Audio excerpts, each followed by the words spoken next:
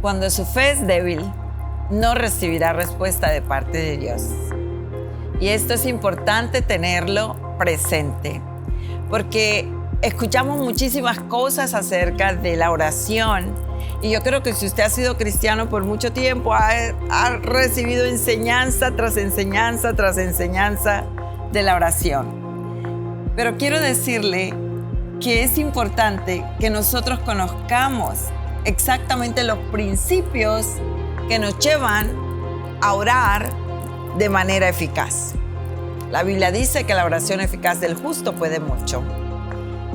En una ocasión, un joven estaba orando y le estaba diciendo: Señor, úsame de cualquier manera, porque yo quiero que tu poder se manifieste a través de mí. Aún, Señor, si tú tienes que darme cáncer, usa el cáncer para tu honra y tu gloria. Este muchacho en pocos días fue diagnosticado con leucemia. Y él comenzó a testificar, pero finalmente falleció. En su funeral se convirtieron 4 de sus compañeros.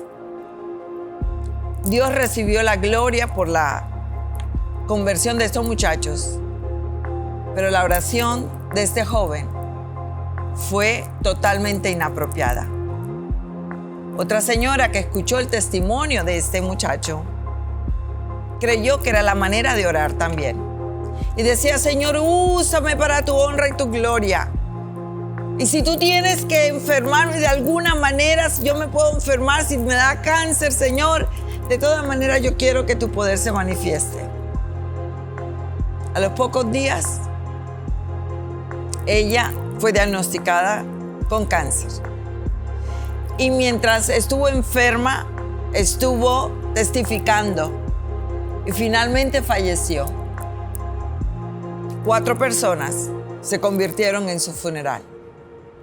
Dios fue glorificado porque gente lo conoció, pero esta persona partió para la eternidad, tal vez no en el momento que necesitaba hacerlo. A veces no sabemos ni cómo orar. Y yo quiero decirles que tenemos que enfocarnos exactamente en lo que la palabra de Dios dice. Y muchas veces nosotros oramos, por ejemplo: Dios, en esta pandemia, Señor, haz algo, que tu iglesia sea manifestando tu poder. Y decimos cualquier cantidad de cosas en la oración, porque muchas veces ni tenemos idea que estamos orando. Yo quiero decirle que Dios va a responder a la oración, pero muchas veces esa respuesta no es necesariamente la que nosotros deberíamos tener. Aún más, si no oramos con fe, tampoco vamos a recibir respuesta. Y nosotros tenemos que, en primera instancia, recordar que Dios no está enojado con la humanidad. Esa es una de las cosas que usted tiene que quitarse de su cabeza. Dios no está enojado con la humanidad. Además, yo quiero leerle una porción de la palabra en 2 Corintios 5:19, y dice: pues Dios estaba en Cristo reconciliando al mundo consigo mismo, no tomando más en cuenta el pecado de la gente, y nos dio a nosotros este maravilloso mensaje de reconciliación. Entonces, cuando los ángeles dieron la noticia maravillosa que Jesús había nacido, ¿sabe lo que Lucas 2:14 dice? Gloria a Dios en el cielo y paz en la tierra para todos los que Dios ama. O sea, Dios estaba anunciando que Él traía una buena noticia, y era que el ser humano ya no iba a estar en guerra contra Dios. Entonces, nosotros tenemos que entender que hay principios que rigen la oración conforme a lo que Dios ha revelado en su palabra. La Biblia dice en 1 de Juan 2:2: Dios perdona nuestros pecados y los de todo el mundo, porque Cristo se ofreció voluntariamente para morir por nosotros. En el Antiguo Testamento, y usted sabe la historia, en el Antiguo Testamento las personas tenían que presentar ofrendas. Y de acuerdo a lo que leemos en la Biblia, habían sacrificios que las personas tenían que presentar. Y tenían que hacerlo con frecuencia. Ellos necesitaban un mediador, porque esa era la ley del Antiguo Testamento. Y entonces nosotros entendemos ahora, de acuerdo a la palabra, que Jesús es el mediador, porque Cristo vino para abolir aquello que anteriormente se hacía, que se necesitaba un mediador. Aún más, yo quiero que usted recuerde la historia en el Antiguo Testamento donde Moisés, Abraham tuvieron diálogos con Dios. Quiero leer una específicamente. En Génesis 18, Abraham estaba intercediendo y estaba hablando con Dios, haciendo como una especie de un compromiso con Dios, mirando a ver qué se podía hacer. Dice la palabra, y acercándose a él le dijo: no me digas que vas a matar a los buenos junto con los malos. Supongamos que en la ciudad se encuentran 50 personas buenas. ¿No perdonarías por esas 50 personas a todos los que allí viven? Tú eres el juez de toda la tierra. Tú no puedes matar a los que hacen lo bueno junto con los que hacen lo malo. Tú eres un Dios justo. Aquí Abraham le estaba diciendo: Dios, tú no puedes hacer esto, dándole razones. De hecho, Abraham estaba reconociendo que muy posiblemente él tenía que presentar un argumento a favor de la ciudad. Pero ni siquiera habían 10 personas. Y por esa razón, Dios juzgó a Sodoma y Gomorra. En Éxodo 32, Dios estaba furioso con su pueblo. Y Moisés comienza a interceder y le dice: Dios, tú tienes que hacer algo. Y leo la palabra. Entonces Dios le dijo a Moisés: baja ya de la montaña, porque el pueblo que sacaste de Egipto se está portando muy mal. Que pronto se han olvidado de obedecerme. Han fabricado un toro de oro y lo están adorando. Le han ofrecido sacrificios y dicen que ese toro soy yo y que lo sacó de Egipto. Los he estado observando y me he dado cuenta de que son muy tercos. Estoy tan enojado que voy a destruirlos a todos. No trates de detenerme. Sin embargo, con tus descendientes formaré una gran nación. Y Moisés trató de calmar a Dios y le dijo: Dios mío, no te enojes con este pueblo. Tú mismo lo sacaste de Egipto usando tu gran poder. No te enojes, no destruyas a tu pueblo. No permitas que los egipcios se burlen de ti y digan: Dios los ha engañado, pues los sacó para matarlos en las montañas. En otras palabras, Moisés le decía: Dios, por favor, ten misericordia.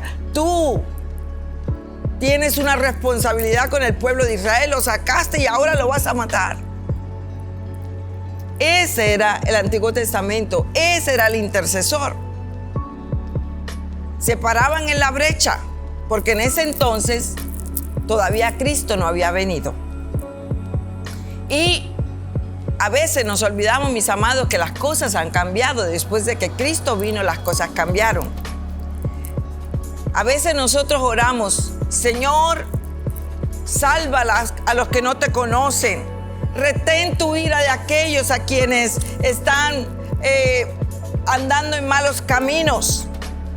Mis amados, nosotros no podemos ignorar que Jesús pagó un precio tremendo y está sentado a la diestra de Dios Padre, intercediendo por nosotros. Ese es el rol de Jesús. Ahora, Moisés, Abraham, estas personas lo hacían anteriormente en el Antiguo Testamento porque ellos no tenían lo que nosotros tenemos hoy.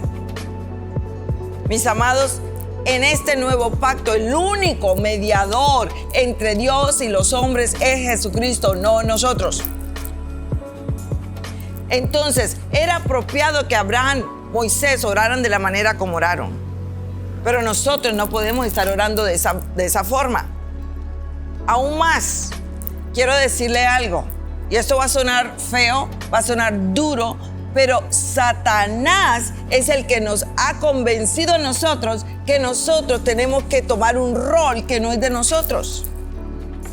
Nosotros nos llamamos intercesores, pero realmente lo que hemos sido llamados a hacer es proclamar ya la obra que fue establecida por el Señor. El diablo ha convencido a muchas personas que deben tomar el lugar de Jesús en la intercesión. Y eso es errado, totalmente errado. Hay gente que se pasa horas pidiendo a Dios que aleje su ira, que derrame su espíritu, que satisfaga las necesidades de las personas. Mientras tanto, mis amados, la familia, los compañeros, la situación del país empeora. La gente se muere sin conocer a Cristo porque no sabemos cómo orar. La Biblia no dice que la salvación viene por la intercesión. No, la Biblia dice que la salvación viene cuando yo comparto las buenas nuevas. No se nos dice que oremos por los enfermos. ¿Sabe qué se nos dice? Que sanemos a los enfermos. La oración de fe sanará al enfermo. Usted declara que esa persona es sana. Y nosotros hemos sido engañados creyendo que la oración es tratar de persuadir a Dios para que haga algo cuando Él ya lo ha hecho. Nosotros creemos que tenemos que orar, que Dios libere su poder para salvar, para sanar, para restaurar. No, Él ya lo hizo en la cruz del Calvario. Nosotros lo que tenemos que hacer ahora es hacer uso de lo que ya se nos ha dado. Entonces, ¿cómo podemos nosotros fortalecer nuestra fe? Primero, alabar a Dios por la obra que Jesús hizo en la cruz del Calvario. Eso es lo primero. Segundo, nosotros tenemos que bendecir a nuestra nación, bendecir a nuestra familia, bendecir a las personas que todavía no han llegado al conocimiento de Dios y declarar que nosotros somos esos portadores de las buenas nuevas. Y proclamar la palabra, orar por los enfermos, liberar a los cautivos. Es fácil meterse en oración en un aposento alto, estar allí guardados, orando, pretendiendo que Dios va a hacer todo lo que nosotros tenemos que hacer. Esa clase de fe Dios no la honra. Nosotros hemos sido llamados para establecer el reino de los cielos donde quiera que nosotros vayamos. Por eso es necesario que usted fortalezca su fe. Una fe débil no recibe respuestas. Una fe apoyada en la palabra de Dios. Como decía el apóstol Pablo, creí, por tanto hablé. Nosotros necesitamos comenzar a orar bien. Necesitamos conocer a Dios y manifestar su poder en esta tierra. Dios le bendiga.